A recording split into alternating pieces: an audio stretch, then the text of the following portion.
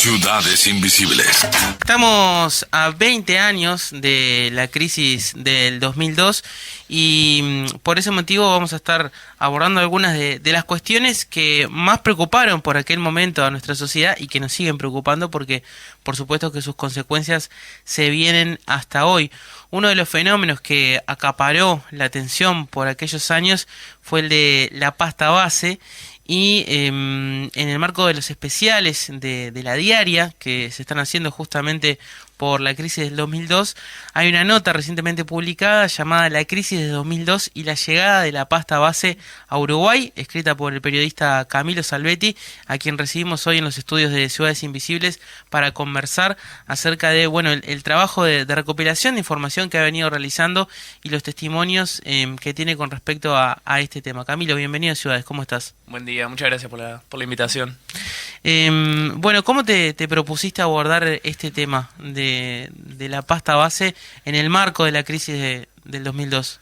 Bueno, en realidad comenzó como, esto que decías, Diego, de los especiales, el especial que se está haciendo de la diaria por los 20 años de la crisis, que era algo que se venía como craneando hace un montón de tiempo, que tiene como esta pata escrita, tiene la pata de podcast, que es un podcast que está haciendo Leo Lagos, yendo como tema a tema a lo largo de los episodios y a nosotros los que trabajamos en redacción se nos encargó como si nos interesaba hacer notas en relación a la crisis para un especial que sale todos los miércoles. Creo que ahora este miércoles sale el último.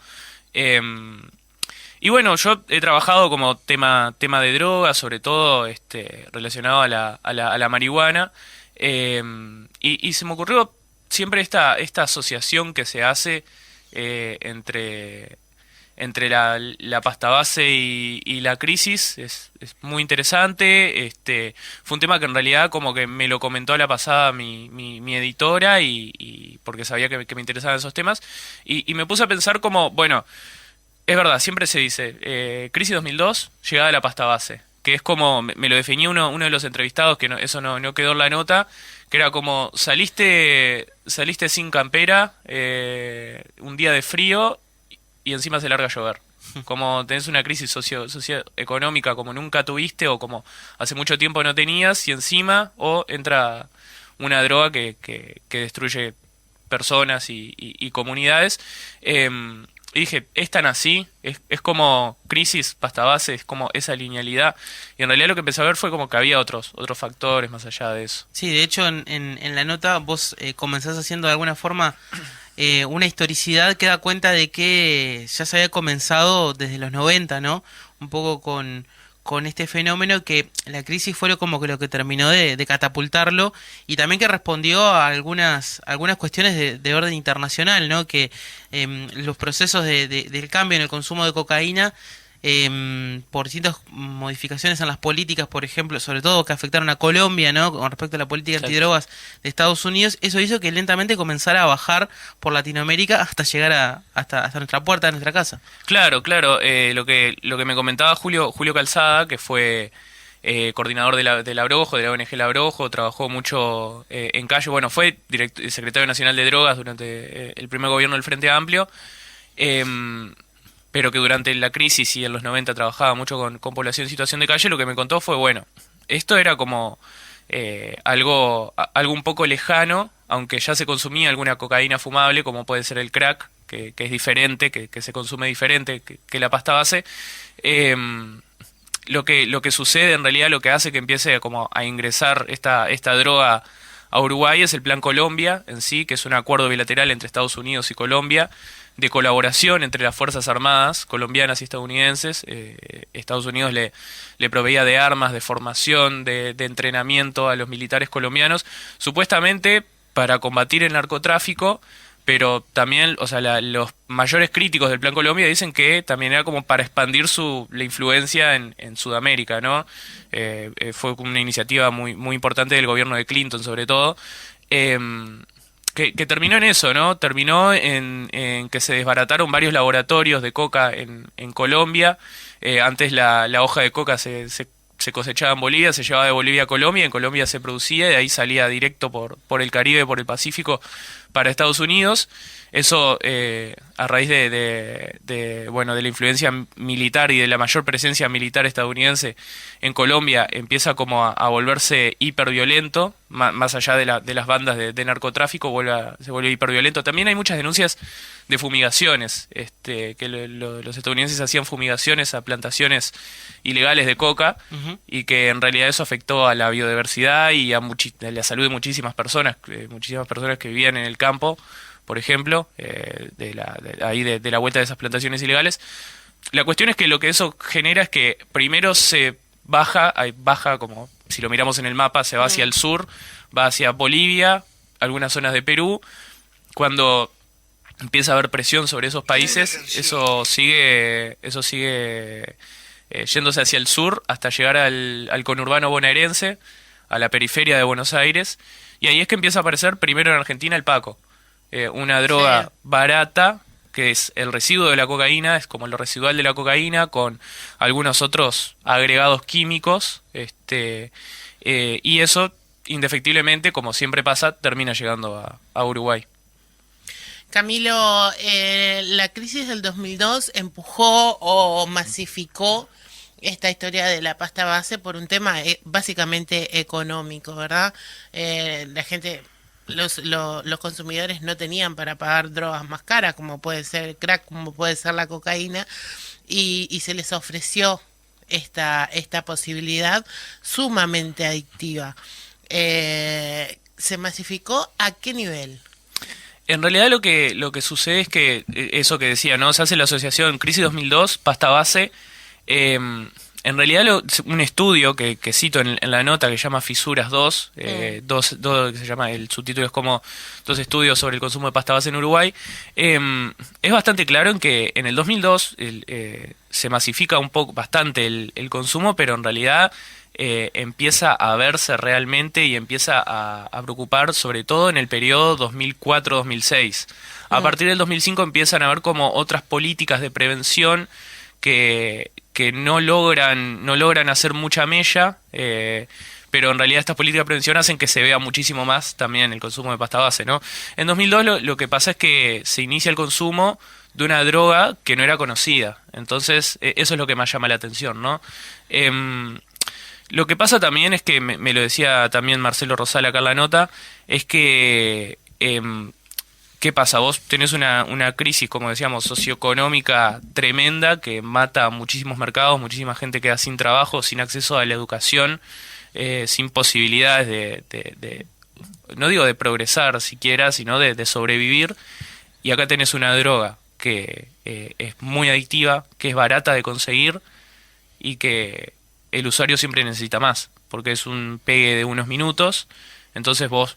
Sí, pegas un chasqui 25, pero al ratito necesitas más, y necesitas más, y más, y más, y más, y más, y vas acumulando, y al final, si vos la vendés, te termina sirviendo muchísimo, ¿no? Por la plata que la comprás y por lo que terminás haciendo, porque es un consumo ultra compulsivo.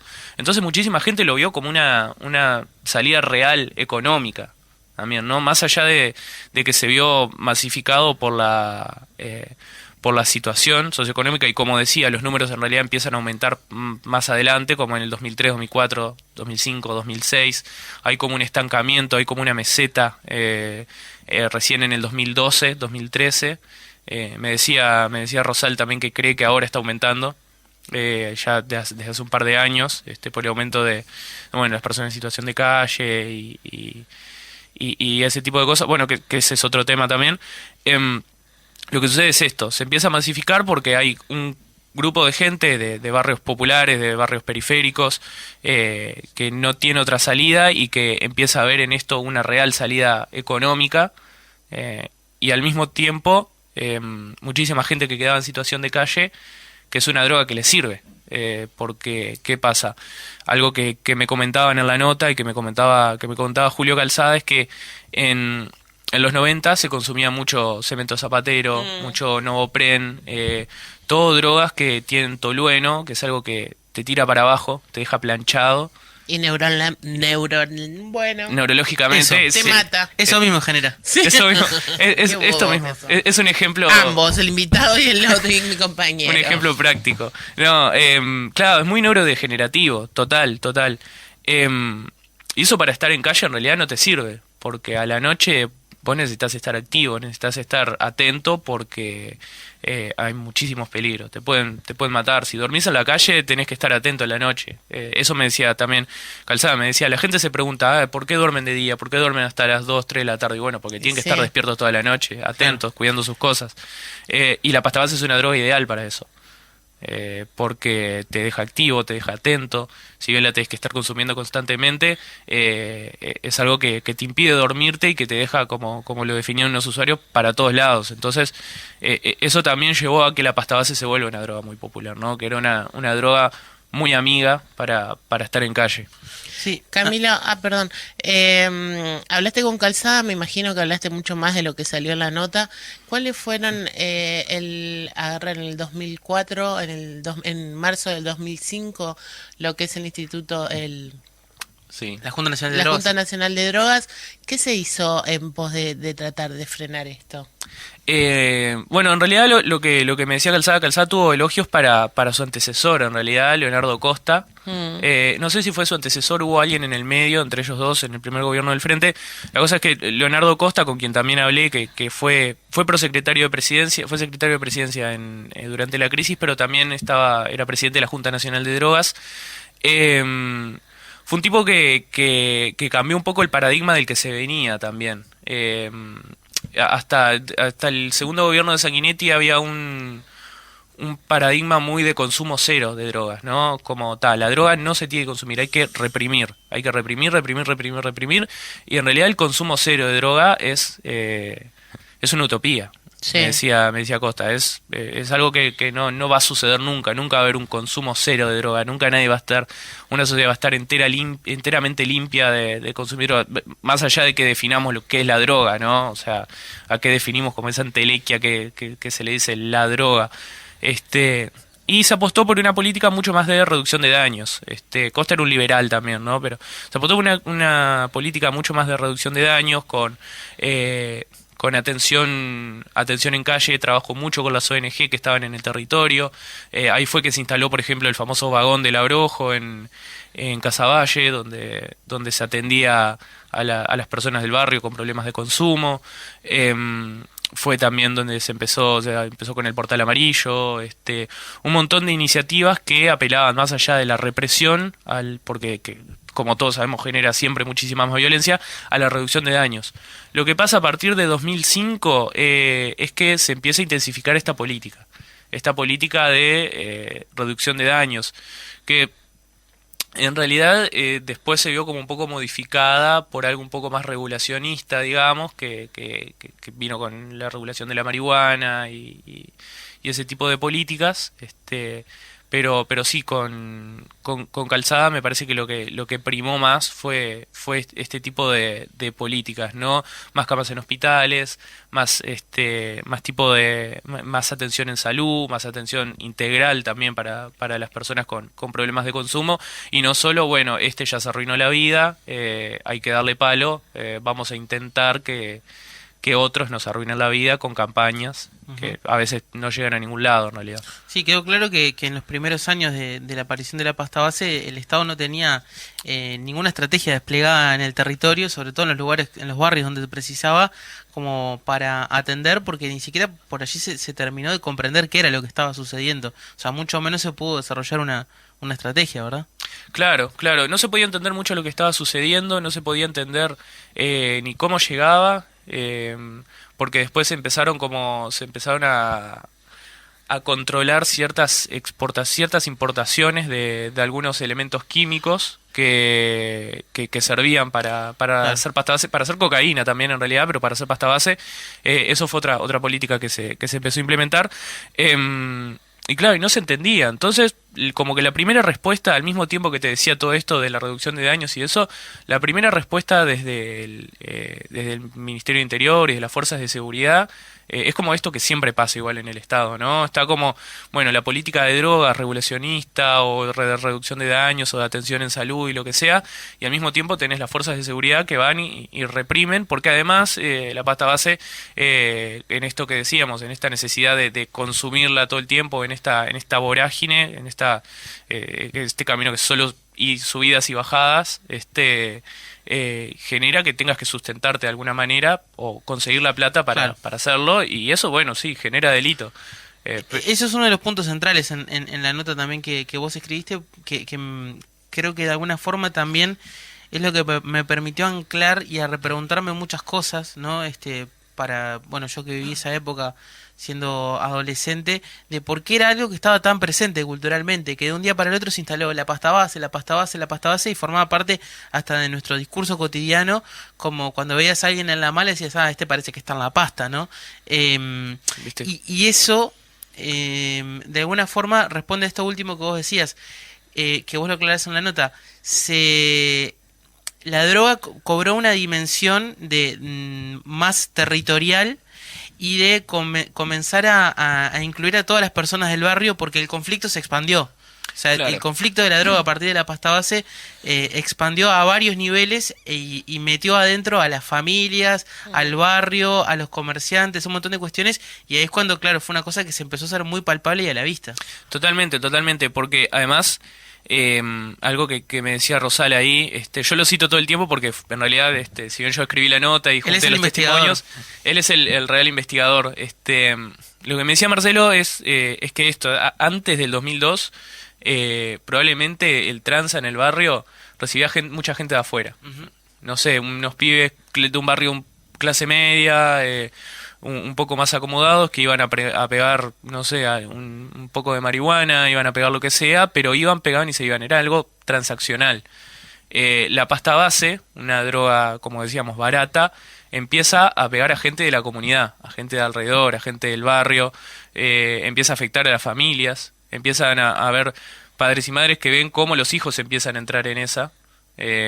Barrios que sí, que tal vez ya tenían algún problema de seguridad, ya tenían con gente con problemas de consumo, pero no algo que te arruinaba de esta forma. Empiezan a haber familias en las que el pibe o la piba va y le roba a la madre para ir a pegar un chasqui, y empiezan todas ese tipo de situaciones que generan tensión en la comunidad. Pero al mismo tiempo, esto que le decía, que les comentaba hoy, que empieza a ser una salida económica. Entonces también empieza a haber gente que al principio ve como su familia se veía destruida por eso, pero termina haciéndole mandados al tranza porque es algo que económicamente termina sirviendo. Claro. Y además, en esta estigmatización del barrio empieza la represión de las fuerzas de seguridad y empieza a ponerse la cosa cada vez más violenta en realidad, porque entre que venga la policía a pegarte y defender a un vecino tuyo por más tranza que sea, al final tal vez te terminas poniendo del lado de tu vecino y se termina generando esto que decías, una estigmatización y un relacionamiento de pasta base, delito, ciertos barrios. Hay una estadística que no puse acá, pero que me la daba Marcelo, que creo que está en otro libro de él, pero que me la comentó, es que si vos ves todo el cinturón de la ciudad de Montevideo, toda la periferia de la ciudad de Montevideo, donde hay mínimo un 3% de gente que alguna vez en su vida consumió pasta base, hay un 0%, a lo sumo un 0,5% de gente que consumió drogas sintéticas como, no sé, éxtasis, ácido, lo que sea. Claro. Y en los barrios más costeros, donde tenés por lo menos también un 3, 4, 5% de gente, un mínimo, ¿no? Un piso de gente que ha consumido este tipo de drogas, éxtasis, LSD, lo sí. que sea, tenés niveles bajísimos, o sea, nadie que te Claro. dice haber consumido pasta base. O sea, es una droga Que realmente tiene un sesgo de clase. con un sesgo de clase tremendo, tremendo. Y eso también responde a algo que se llama escenarios de consumo. Los escenarios de consumo son donde, no sé, para un alcohólico, el mármol, el estar en el bar, son los escenarios que te llevan a consumir ciertas drogas, además de lo económico y de lo que sea.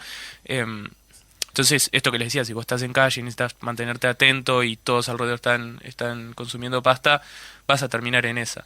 Si vos tenés otro pasar económico, sos de otro barrio, sos, no sé, un universitario que tiene un consumo recreacional, tal vez no Más vas difícil a, que llegues allí. no vas a consumir pasta base, vas Y a en consumir esto de- otra cosa. Y en esto también de a qué población afectó, hay un dato que vos pones en la nota que me parece impactante, que es que, de acuerdo al relevamiento que hizo la universidad, casi el 42% de quienes consumían pasta base en el año 2018, o sea, hasta hace muy pocos Cuando se años. hizo el estudio. Claro, cuando se hizo el estudio, eran menores de 14 años durante 2002.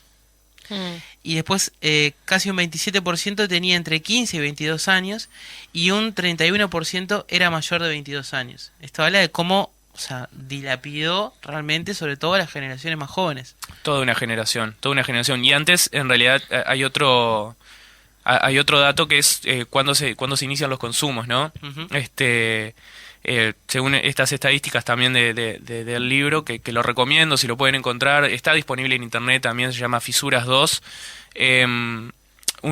La gente, por ejemplo, se estima un uso temprano de alcohol a los 14 años, marihuana a los 14 años y un poco más tardíamente pasta base a los 18. Y esto que decías, si sumamos la gente que tenía menos de 14 y la gente que tenía entre 15 y 22, tenemos casi un 70% de gente que tenía la edad de inicio de consumo en el 2002. Y esto del 31, casi el 32% que era mayor de 22 años, no te hablo de que fuera mucho mayor, ¿no? O sea, eran Sí. gente que estaba apenas pasando los Era 22 una años. droga de jóvenes, es una droga de jóvenes y bueno, y como vos decías, de gente que vive en situación de calle. ¿Hay algún estudio de seguimiento de qué sucedió con esos jóvenes hoy? ¿Dónde están? ¿Qué pasó? Pasa que es muy difícil hacer ese seguimiento. No, este libro tiene muchas entrevistas, tiene muchísimas entrevistas y creo que algunas se repiten más adelante, pero la forma de encontrar a usuarios de pasta base y de poder entrevistarlos, lamentablemente es o mantener un contacto tal vez un poco más estrecho durante un tiempo, pero lamentablemente es si están en la cárcel. O sea, si Claro. podés verlos en la cárcel y podés entrevistarlos en la cárcel. Sí, o si donde por ahí sea. que está haciendo, o quien comenzó un tratamiento institucionalizado, pero Claro. ya ahí tenés un sesgo muy grande, ¿no? Porque sería quienes por algún motivo o tomaron la decisión o fueron llevados a Claro. comenzar un tratamiento. Claro, gente que está en rehabilitación Claro. o gente que está en la cárcel. Porque usuarios mismos de pasta base y que yo no sé, los haya entrevistado, ponerle en 2018 y los quiera encontrar ahora, si no fueron muy complejo. institucionalizados de ninguna forma, es muy complejo.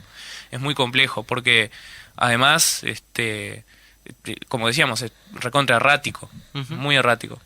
Bien, Camilo, te agradecemos mucho por estos minutos acá en Ciudades y bueno, quienes quieran conocer más en profundidad pueden leer la nota completa, como decíamos, que está publicada en este especial por los 20 años de la crisis en la diaria. Exacto.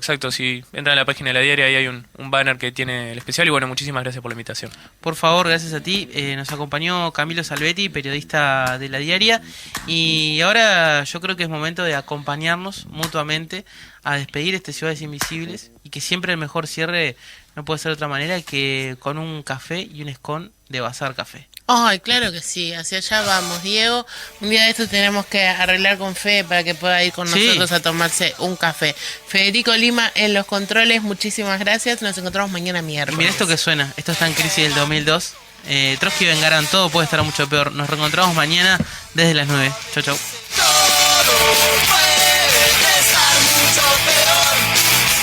Estás escuchando Ciudades Invisibles.